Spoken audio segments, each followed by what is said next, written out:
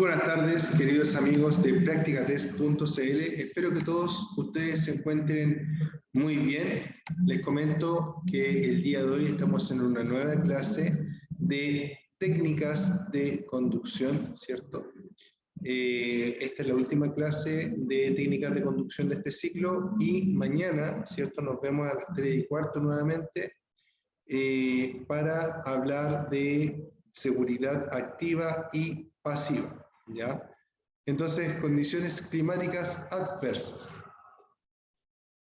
Dice, las condiciones climáticas adversas como la lluvia, nieve o presencia de hielo en la calzada aumentan el riesgo de deslizamiento por la menor adherencia al pavimento. Ello hace necesario que usted extreme su precaución al conducir, lo que significa más espacio con respecto al vehículo que lo antecede, velocidad reducida, frenadas y aceleraciones más suaves y, por sobre todo, la última opción engloba todo lo que nos debemos preocupar, ¿cierto?, cuando tenemos condiciones climáticas adversas, que es la menor brusquedad en general en la conducción. Ya muchas veces nos acostumbramos a andar acelerando de forma violenta, ¿cierto? O frenando de forma violenta, exigiendo la moto, ¿ya? Aunque eso a veces parece entretenido o vistoso, ¿cierto? Obviamente, entre más exijamos la moto, entre más la llevemos al límite, más cerca vamos a estar de tener un accidente o de perder el control. En este caso, ¿cierto? Cuando hablamos de condiciones climáticas adversas, estamos hablando de que las condiciones para la conducción no son las ideales. Si ustedes me preguntan a mí, yo, a pesar de ser un motociclista que llevo igual harto tiempo arriba de la moto, andando regularmente, ¿ya? Todos los días, mucho tiempo estuve andando todos los días en la moto, pero en la actualidad, la verdad es que si es posible dejar la moto en la casa, cuando tengo condiciones climáticas adversas, lo hago, ¿ya? Si hay lluvia, no salgo en la moto. Si hay nieve, menos, ya en mi casa no es común que haya nieve, pero sí hielo, ¿ya? Y si hay mucho frío, para lo que se den las condiciones que se forme hielo en las calzadas, menos, ¿ya? ¿Por qué? Porque la pérdida de adherencia en la motocicleta hace que la caída o el accidente sea extremadamente probable, y lo más probable que casi inevitable, ¿ya? Entonces, mi consejo para ustedes es que si no es estrictamente necesario que usted saque la moto en estas condiciones, no lo haga, ¿ya? Ahora, si la lluvia me pilla en el camino, o nieve o hielo, ¿cierto?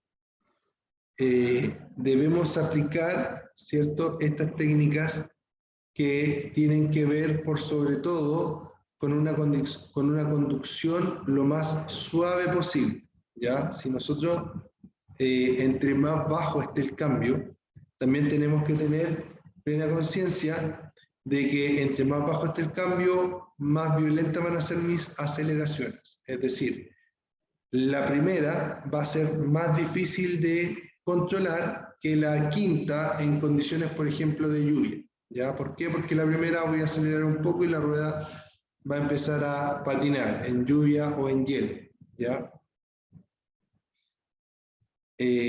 Para mí,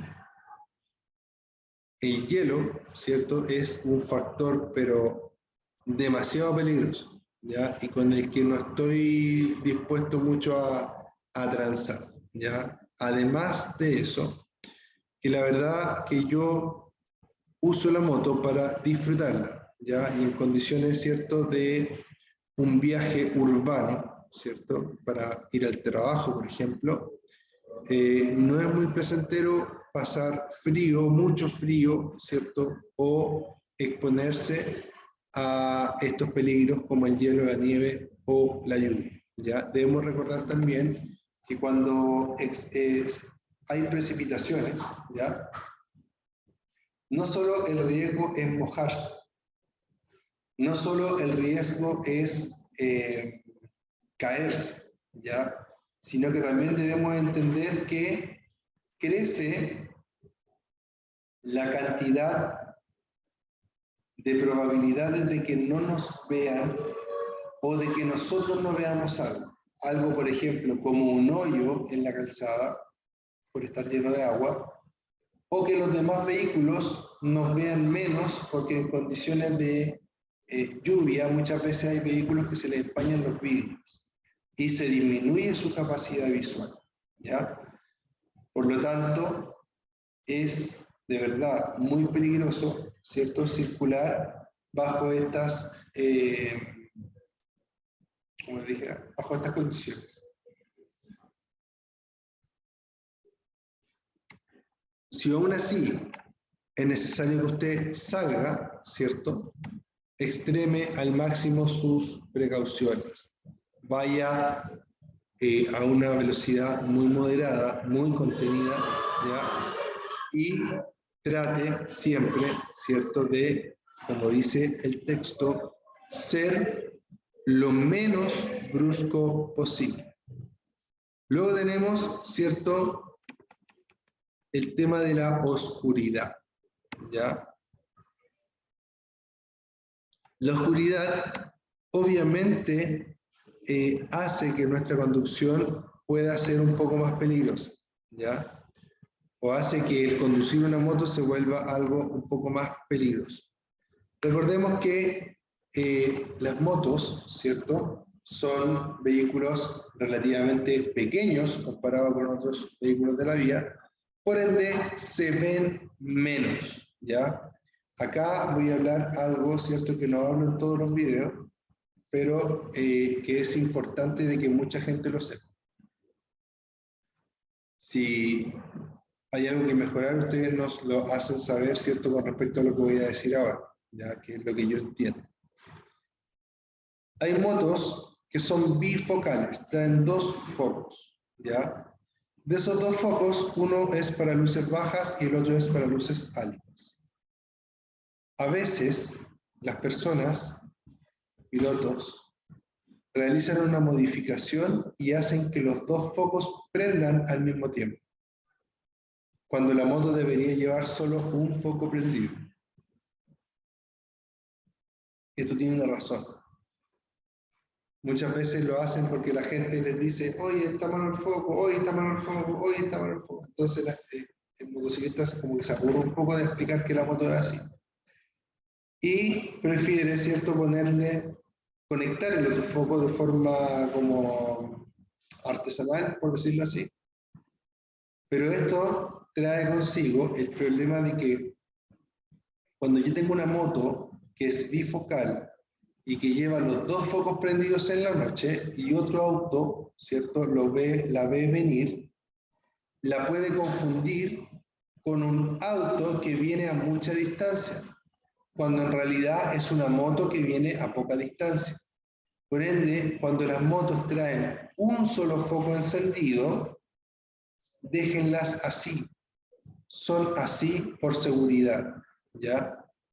No realicen, ¿cierto?, la conexión del otro foco para que la moto prenda el otro foco de forma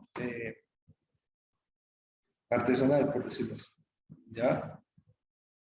Las motos traen solo un foco prendido, traen esa función de que se prenda solo un foco por temas de seguridad, para evitar que exista esta confusión.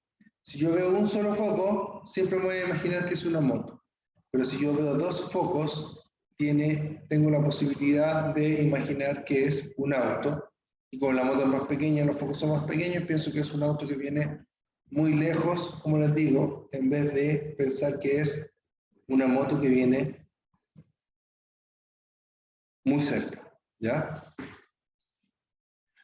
Entonces dice que la capacidad, en el tema de oscuridad, dice que la capacidad de deducir distancias depende de que veamos colores y contornos de colores claros. El riesgo de accidente es mayor durante la noche, entre otras causas por nuestra limitada capacidad para ver en la oscuridad. Nuestros ojos tardan algún tiempo en acomodarse a la oscuridad cuando abandonamos una habitación iluminada.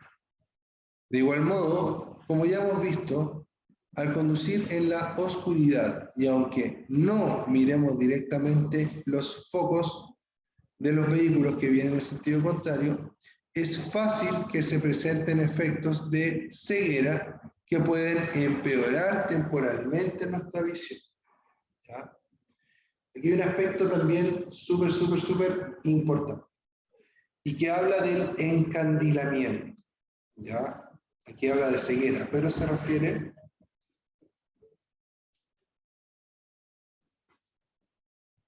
refiere a cuando nos encandilan las luces de otros vehículos o otras motos, camiones, lo que sea.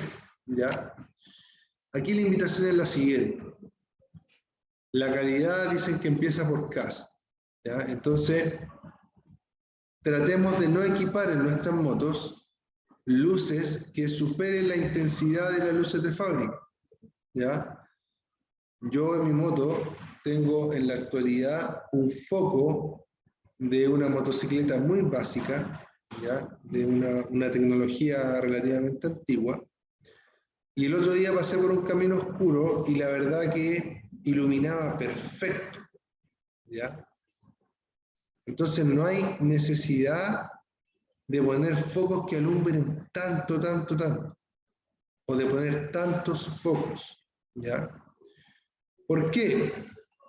Es cierto que quizás el motociclista se va a sentir más seguro con unos focos más grandes, pero también es cierto que dependiendo de la alineación y la intensidad de los focos que usted va a equipar, va a causar problemas a los demás motociclistas, a los demás conductores, vehículos, camiones, lo que sea, porque con sus focos que son tan intensos y a lo mejor que no están tan bien alineados, ¿cierto?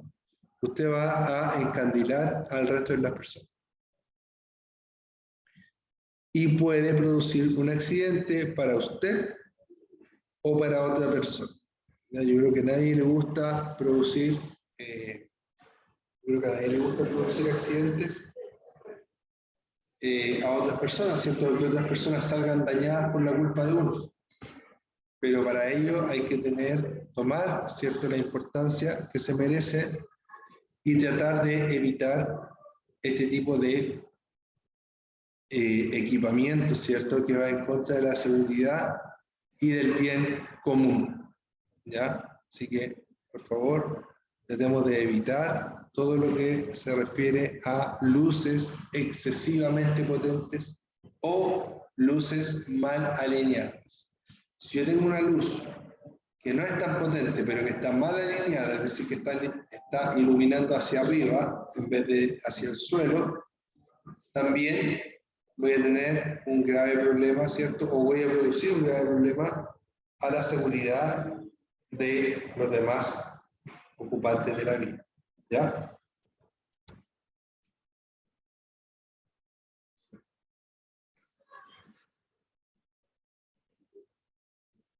Nuestra capacidad de calcular distancias, dice, depende de que veamos colores y contornos de colores claros. En la oscuridad, estos se difuminan. Lo mismo sucede cuando la visibilidad se encuentra reducida por efecto de la niebla o la lluvia.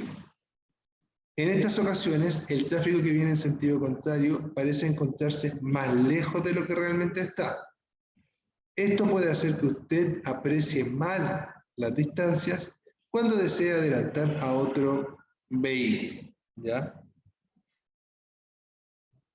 ¿Qué nos está diciendo este texto?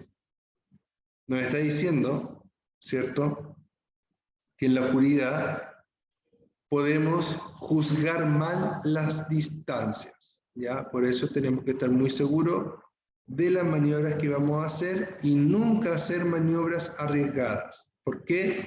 Porque en la noche tenemos mayores probabilidades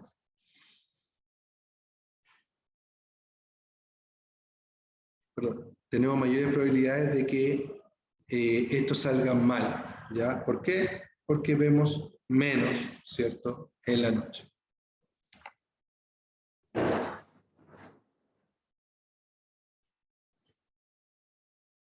Dame un minuto, por favor.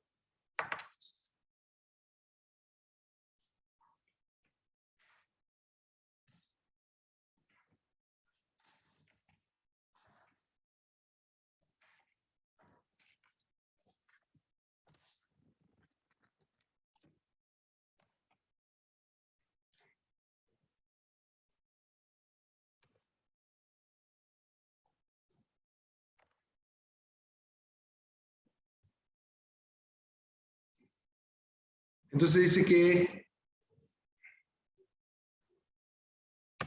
Deme un segundo, por favor.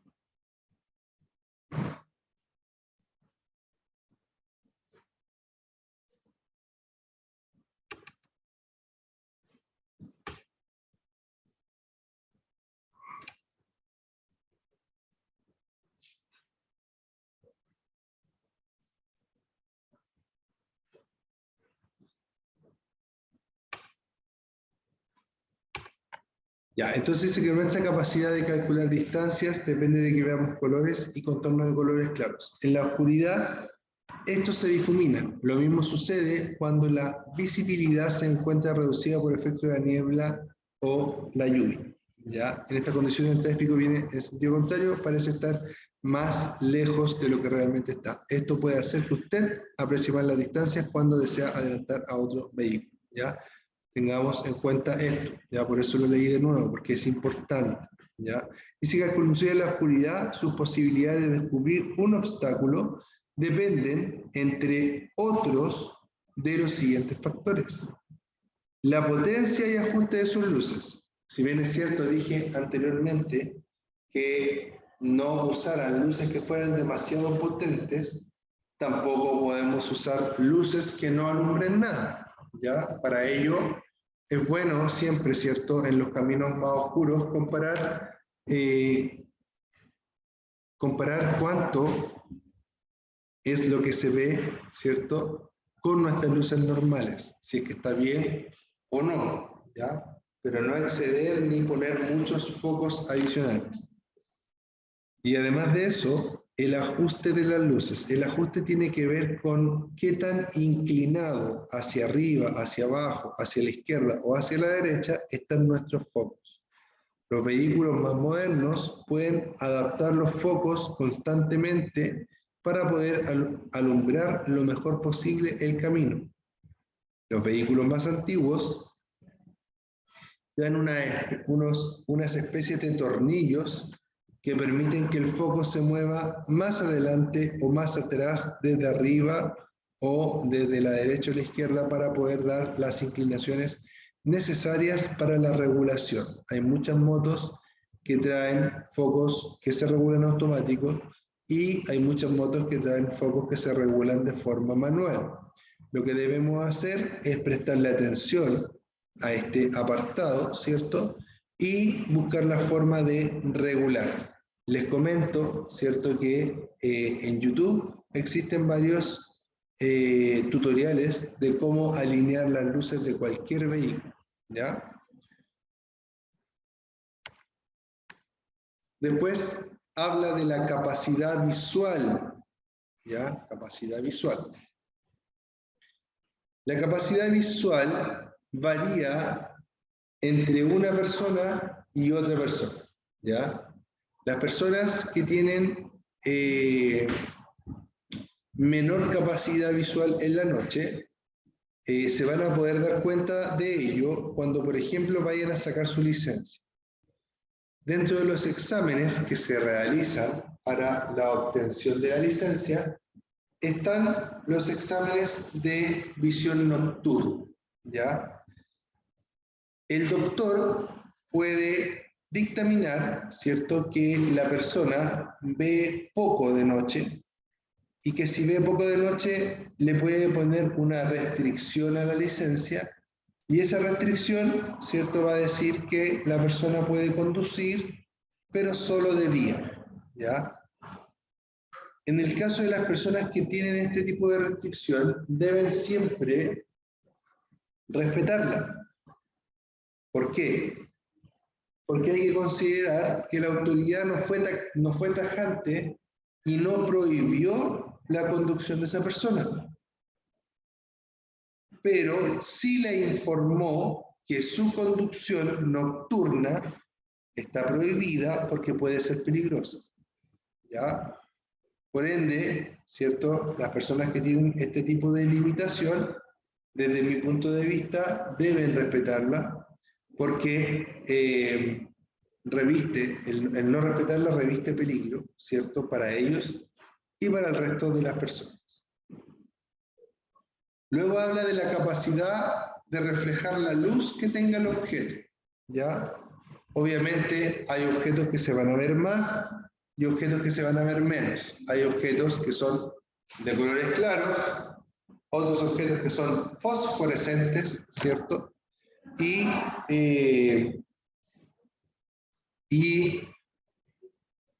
Objetos que son oscuros, ¿ya? Los objetos que son oscuros, obviamente, ¿cierto? Van a ser más difíciles de poder ver y es más probable que los impactemos. También, obviamente, ¿cierto? Si está oscuro y más encima está precipitando, ya sea lluvia, niebla o nieve, ¿cierto? Peor va a ser. Como consejo importante, muchas veces cuando hay niebla, entre luces más fuertes ponemos, muchas veces es peor.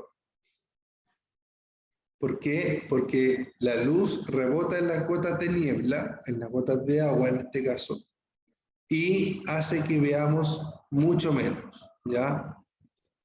Cuando hay niebla, tenemos que andar tan rápido como nuestros ojos lo permitan. Eso quiere decir que debemos andar a una velocidad tal que dentro de lo que nosotros alcanzamos a ver podamos prever, ¿cierto?, lo que va a pasar, ¿ya? Es muy, muy peligroso manejar con niebla espesa, muy peligroso. Después dice, la potencia de las luces del vehículo que viene en sentido contrario. La potencia de las luces del vehículo que viene en sentido contrario. Y aquí entra el comentario que yo hice anteriormente. Si la potencia de las luces que viene en sentido contrario es demasiada, va a disminuir mi capacidad para poder ver los objetos que están por mi lado, ¿ya? Por ello, debemos tener conciencia vial, ¿cierto? Y no realizar modificaciones a nuestros vehículos que puedan afectar la circulación de otros vehículos.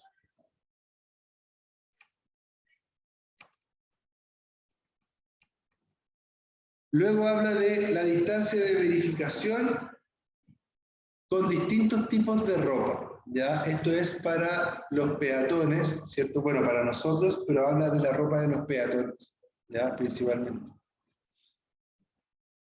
Y acá vemos por qué es tan importante el uso de prendas reflectantes, por ejemplo, para las personas que trabajan en la vía pública, ¿cierto? Si ustedes se fijan acá, tengo dos comparativas bastante buenas, en las cuales me habla de la distancia que voy a ver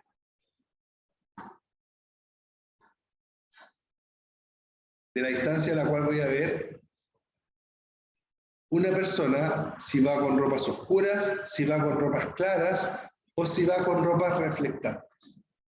Y esa comparación me la hace tanto en luces bajas como en luces altas, ¿ya? Con luces bajas la voy a ver mucho más encima que con luces altas. Por lo tanto, cada vez que podamos poner luces altas, debemos ponerlas, ¿ya? Si las luces, si estamos en un camino rural, podemos utilizar luces altas. Se entiende que en un camino rural va a haber menos iluminación y va a haber menos personas circulando, por ende podemos poner luces altas. ¿Hasta cuándo podemos poner luces altas en un camino rural? hasta que no estemos molestando a otra persona. Por ejemplo, si nosotros, si viene un vehículo de frente y nosotros vamos con luces altas en un camino rural, debemos bajarlas, ¿ya? Y si vamos llegando por atrás de otro vehículo que va en la misma dirección que nosotros, y nosotros vamos con luces altas, también debemos bajarlas para no producir encandilamiento en las demás personas. Cuando andamos en zonas urbanas, no debemos utilizar luces altas por ningún motivo, ¿ya? Porque se entiende que obviamente en una zona urbana siempre va a haber gente alrededor de nosotros, ya sea en vehículos, ya sea en bicicleta, etc. ¿Ya? Recuerden que cuando estamos en una zona rural y hay peatones, esto es una pregunta de prueba, no es necesario bajar las luces, ¿ya? Cuando hay peatones, no es necesario bajar las luces, ¿ya? ¿Por qué? Porque de esta forma nos permite ver a los peatones, ¿cierto?, con mayor distancia y poder evitar, ¿cierto?, el accidente.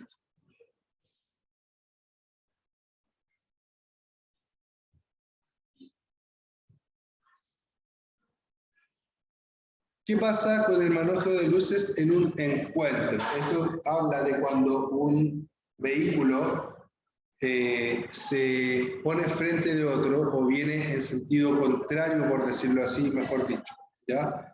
Cuando un vehículo viene en sentido contrario, ahí hablamos del manejo de luces en un encuentro. Dice que al encontrarse en la oscuridad y en una vía urbana, con otro vehículo que se acerca en sentido contrario, usted deberá cambiar a luces bajas en una vía no urbana. No sé si lo leí bien al principio. Voy a leerlo de nuevo. Dice, al encontrarse en la oscuridad y en una vía no urbana, es decir, una vía rural, con otro vehículo que se acerca en sentido contrario, usted deberá cambiar a luces bajas para no cegar a su conductor. Esto se refiere al encuentro con todo tipo de vehículos, es decir, también con ciclistas. Dirija su mirada a lo lejos hacia el borde derecho de la calzada. Y no es necesario que baje las luces cuando se cruce con peatones. Baje sus luces con anticipación suficiente, pero no lo haga demasiado pronto, a menos que uno de los conductores se vea cegado por las luces del otro. Todo el espacio entre los dos vehículos debe encontrarse iluminado.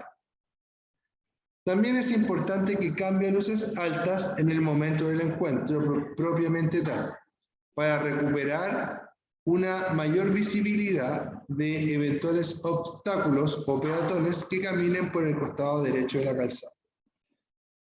Aléjese del borde derecho para evitar chocar con algún obstáculo y reduzca su velocidad, ya que su visibilidad se encuentra limitada. ¿Ya? Después dice que si la carretera es ancha, puede esperar más tiempo antes de cambiar a luces bajas. En otras situaciones, el cambio debe efectuarse con mayor anticipación. Por ejemplo, al cruzarse con un bus o camión en un cambio de rasante. Sus conductores van sentados a una mayor altura que los conductores de automóviles o motocicletas. Lo que le está mostrando la imagen es que usted en el encuentro, ¿cierto?, baja las luces, ahí va con una luz baja más tenue, ¿cierto? Y luego de que se encontró, apenas se encontró, usted ya puede volver a subir las luces para volver a tener la mejor calidad de visión posible. 3.16 dice, cuando se deben encender las luces del vehículo. Perdón. ¿Cuándo se deben encender las luces del vehículo? Ahí sí lo leí bien, es una pregunta. Dice, para poder ver y ser visto desde 30 minutos después de la puesta del sol y hasta 30 minutos antes de la salida. ¿Ya? Para poder ver y ser visto. Y cuando las condiciones de visibilidad lo hagan necesario. Por ejemplo, adentro de un túnel, ¿cierto? Y si ustedes me preguntan a mí, lo mejor siempre es andar con las luces encendidas siempre. Siempre. ¿Por qué?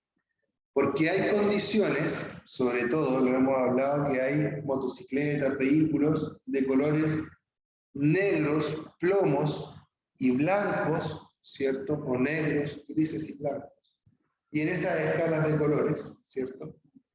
Que se hacen muy difíciles de ver,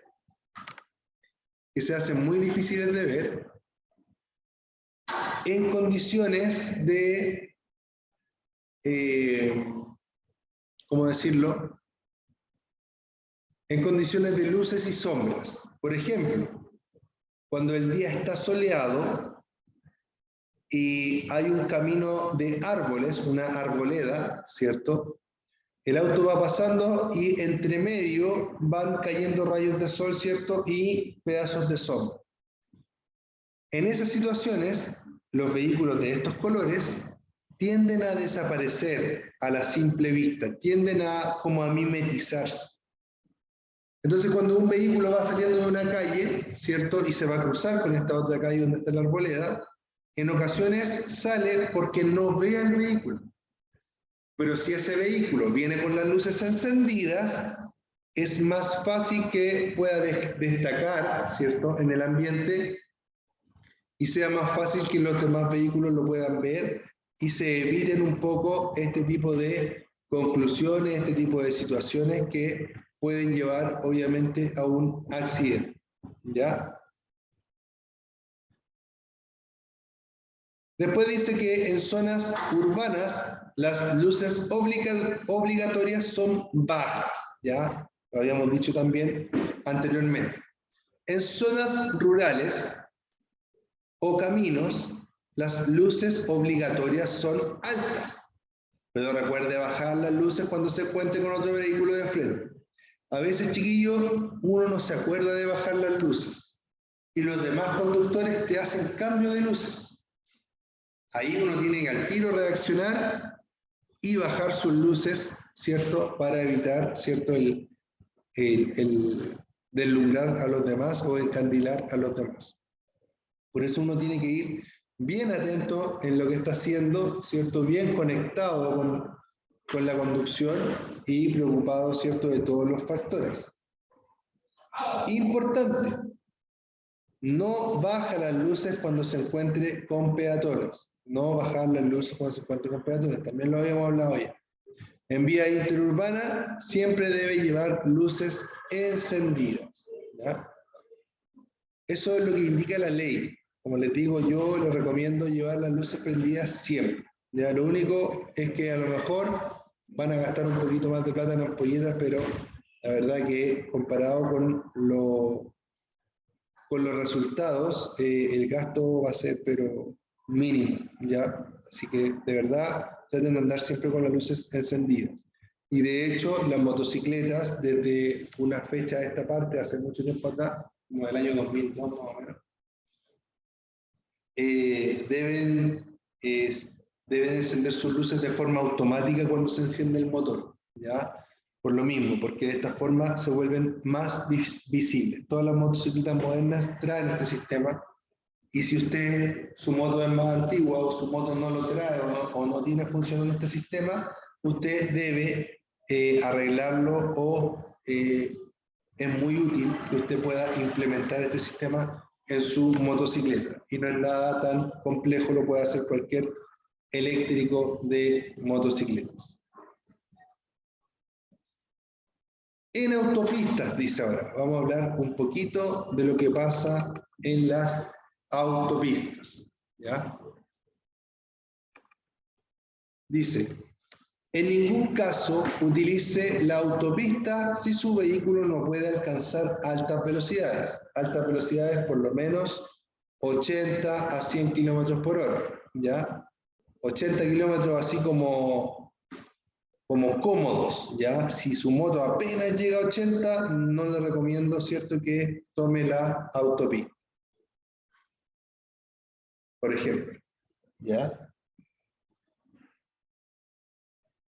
Para ingresar a las autopistas, existe una pista especial llamada pista de aceleración, ¿ya?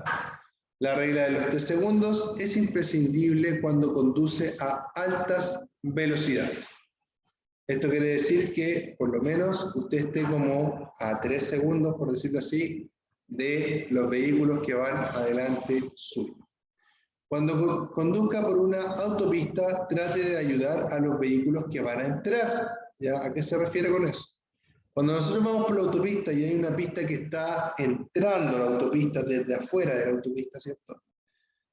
Existen dos formas de ayudar al vehículo que viene entrando. Una, o acelero y le dejo espacio disponible atrás mío, o trato de no acelerar, ¿cierto? O frenar muy suavemente, cosa de que el vehículo pueda meterse adelante mío, ¿ya? También se puede cambiar de pista si es posible y dejar toda la pista, ¿cierto? Para que los vehículos que vienen entrando tengan toda la pista disponible para poder entrar. Lo que nunca debo hacer es seguir conduciendo como en paralelo al vehículo que quiere entrar, porque ahí lo que voy haciendo es bloquearle el paso, ¿ya? No se detenga en una autopista, nunca debe usted detenerse en una autopista, a menos que se produzca obviamente una emergencia o que un carabinero se lo solicite. La distancia de 300, 200 y 100 metros al inicio de una pista de desaceleración, esto es para salir de la carretera, ¿cierto? Se informa con señales especiales de color azul. Los 300 metros me parece que tienen 3 rayas, la de 200 2 rayas y la de 100 una raya, ¿ya? Y esto obviamente hace alusión a que se está acercando o alejando, ¿cierto?, esta pista de aceleración. No olvide esta secuencia: espejos, señalización y maniobra. Primero chequeamos que la maniobra se puede hacer a través de los espejos, luego la señalizamos para informar al resto lo que nosotros queremos hacer y luego realizamos la maniobra. Tenga especial cuidado durante la noche y cuando haya escasa visibilidad, ya que en tales circunstancias es más difícil apreciar velocidades y distancias. En autopistas y carreteras debe circular por la pista derecha, cuando su velocidad sea inferior a la máxima permitida. Debe circular por la pista de la derecha a menos que vaya a sobrepasar a otro vehículo. Debe sobrepasar a otros vehículos solo por la pista izquierda, a excepción, ¿cierto?, de las reglas de adelantamiento que permiten hacerlo por el lado derecho. Si sobrepasa a un motociclista, debe dejar una distancia lateral de seguridad, ¿ya? Ahí está hablando un poquito a los automovilistas o a las personas de vehículos mayores, que al adelantar a un motociclista desplazan una gran cantidad de aire y ese aire podría afectar la estabilidad del motociclista, que es un vehículo más liviano, ¿cierto? No utilice la berma para circular. Recordemos que la berma es el espacio que está a los lados de los caminos, de las calles, ¿cierto? Y que obviamente no está hecho para que usted circule. Por eso, inclusive, las bermas no tienen la misma textura que el camino. El camino se siente muy liso y cuando uno se pasa a la berma se siente como más rugoso, ¿ya? No debe entonces utilizar la berma para circular. Las señales de tránsito están para protegerle. Respétalas. Haga lo que éstas le indiquen y conduzca con cuidado cuando le adviertan un peligro, ¿ya? Respeta las señales del tránsito. Para ello se hace el Estado, ¿cierto? Los países gastan muchísimos recursos en mejorar las calles, en hacer señaléticas. Piensen ustedes que un disco pare, si se cae, viene, ¿cierto?, la municipalidad o el gobierno, ¿cierto?, el que sea el encargado, y repone ese disco pare muy rápidamente. Ya por lo menos acá en Chile, en la mayoría de los casos es así. Ya yo me atrevo a decir que tenemos una muy buena infraestructura vial y eso tenemos que cuidarlo, ya, cuidarlo, respetarlo, utilizarlo de buena forma, porque esto nos ayuda a todos, hace que todos tengamos unos desplazamientos mucho más seguros, ¿cierto? Y mucho más felices, por qué no decirlo, también, ¿ya?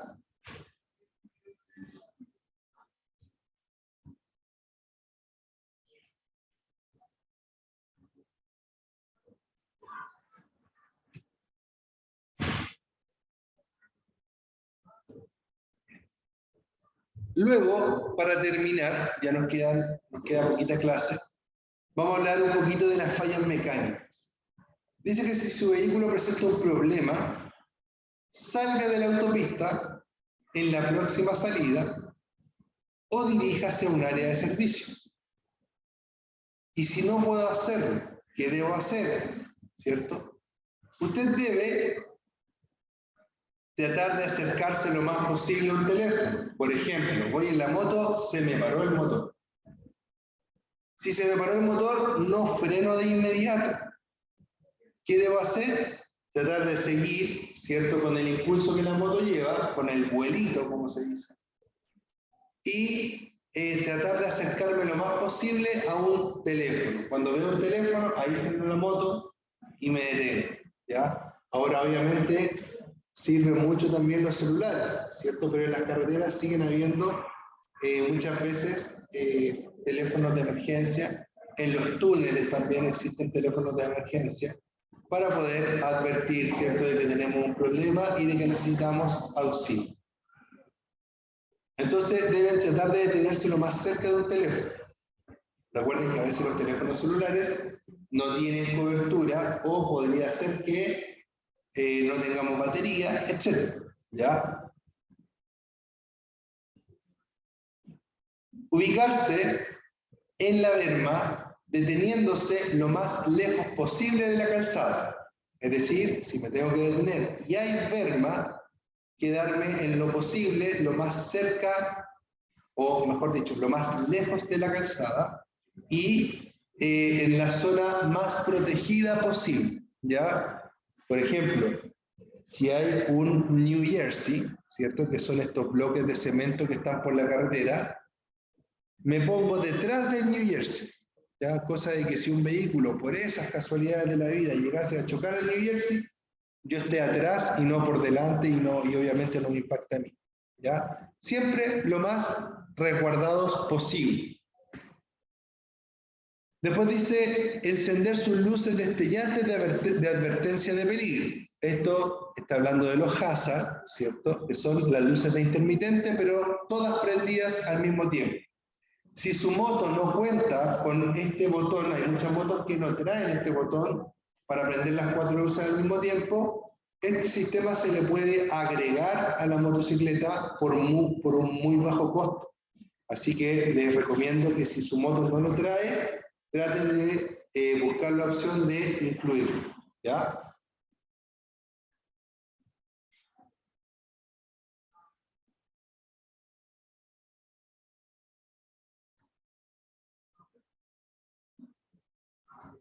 Después dice mantener sus luces de estacionamiento encendidas si está oscuro o si hay baja visibilidad, ¿ya? Ahí se refiere a las luces de posición, ¿ya?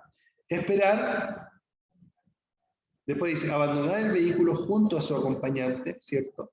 Siempre, chiquillos, que estén en una carretera y el vehículo se detuvo, sobre todo si el vehículo está expuesto al tráfico, ¿ya?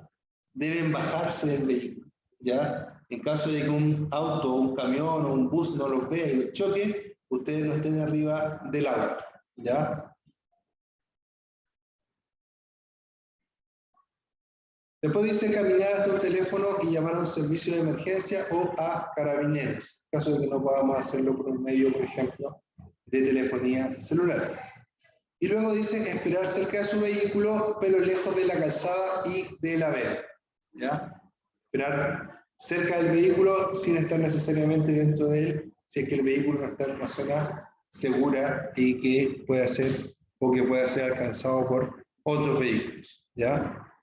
Luego dice, si no puede llegar con su vehículo a la berma, encienda sus luces destellantes de advertencia de peligro y abandone el vehículo con su acompañante. Si es de noche, hágase visible con alguna linterna o ropa clara e idealmente reflectante. Recuerden que los vehículos en la actualidad deben llevar un chaleco reflectante. Los chalecos reflectantes no utilizan tanto espacio, así que en la moto también podemos tratar de acomodar por algún lado, ¿cierto? Que no nos moleste un chaleco reflectante en caso de que tengamos una emergencia en la vía, ¿cierto? En el camino, ¿ya?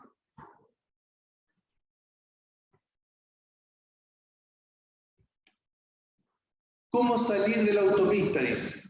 A menos que las señales le indiquen que una pista lo lleva directamente fuera de la autopista, usted deberá abandonar la autopista por una vía lateral, a la derecha. Mire las señales que le informan acerca de su salida y ubíquese con anticipación en la pista del lado derecho. Señalice a la derecha, disminuya la velocidad cuando sea necesario. La pista de desaceleración para salir de la autopista se distingue por líneas segmentadas más anchas que lo normal.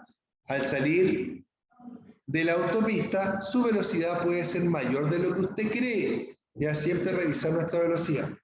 Así, 80 kilómetros pueden parecerle como si fueran 50 kilómetros. Por eso es importante que controle su velocidad mirando el velocímetro. ¿Ya? Eso es, queridos amigos, por el día de hoy. Mañana nos encontramos nuevamente a las 15:15 para poder hablar, ¿cierto?, acerca de seguridad activa y seguridad pasiva. Vamos a hablar de cascos, de chaquetas, etc. Les mando un gran abrazo, espero que se cuiden mucho. Mi nombre es Ricardo, ¿ya? Y nos estamos viendo muy pronto. La última parte de la clase no puede poner la cámara porque algún problema tiene aquí mi computador. Ya les pido disculpas por eso. Les mando un abrazo y nos vemos. Cuídense mucho. Chao, chao.